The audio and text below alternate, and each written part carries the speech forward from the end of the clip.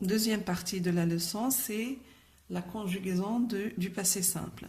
Donc on va voir tout d'abord comment conjuguer les verbes au passé simple et donc ça veut dire les terminaisons, les différentes terminaisons. Et deuxièmement, on va voir les valeurs du passé simple. Donc comment est-ce qu'on conjugue les verbes au passé simple? Donc il y a plusieurs terminaisons. Donc celle du premier groupe, donc deuxième groupe et troisième groupe.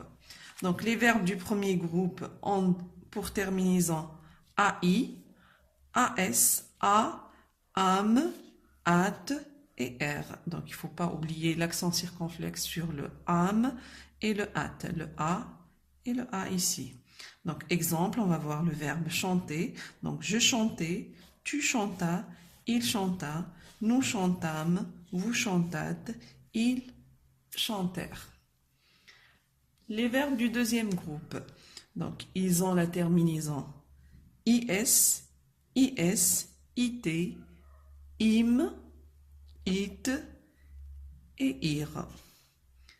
Exemple, on a pris l'exemple du verbe remplir.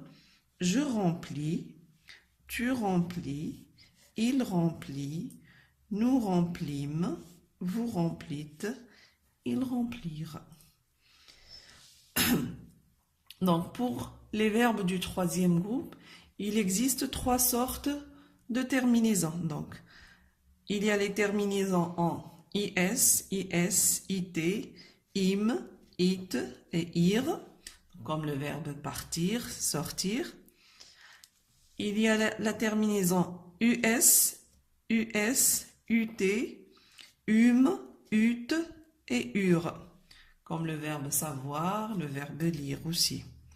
Donc, troisième sorte de terminaison, c'est INS, INS, INT, INMES, INTES et INRENT. Donc, c'est les verbes venir, tenir, retenir, parvenir. Donc, tous ces verbes.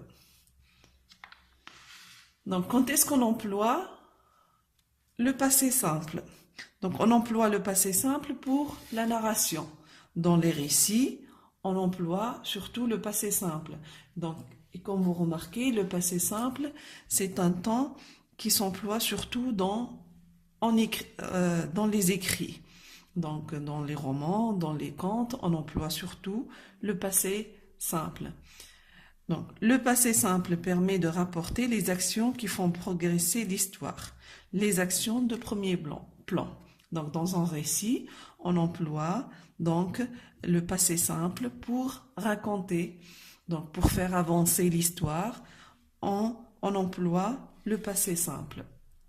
Donc, c'est le temps du récit par excellence. Donc, j'ai pris un extrait d'un conte. Donc cet exemple, lorsque le prince s'approcha de la haie d'épines, il vit de magnifiques fleurs. Donc ici, le verbe s'approcher à l'imparfait et le verbe voir à l'imparfait. Il vit de magnifiques fleurs qui s'écartaient d'elles-mêmes sur son passage et lui laissaient le chemin. Donc comme vous voyez, donc les deux premiers verbes sont au passé simple, le verbe s'approcher et le verbe voir. Donc c'est le premier plan du récit, c'est les actions. Donc après, qui s'écartait et lui laisser le chemin. Donc les deux verbes suivants sont à l'imparfait. Donc c'est pour décrire le décor. Donc deux premiers verbes au passé simple pour la narration, pour raconter, et les deux autres verbes à l'imparfait, c'est pour décrire.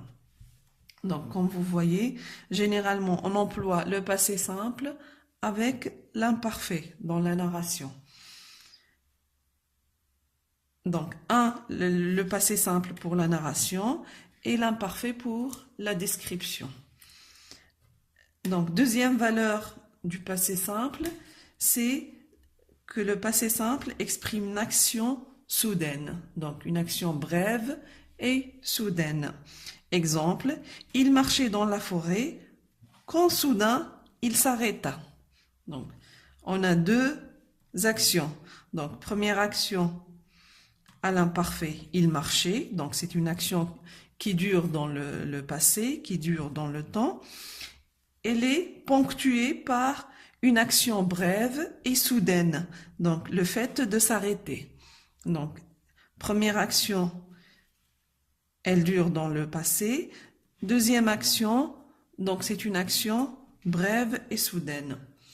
Donc, troisième valeur du passé simple, c'est une action ponctuelle. Donc, le passé simple exprime une action ponctuelle dans le passé. Hier, il rencontra son frère pour la première fois.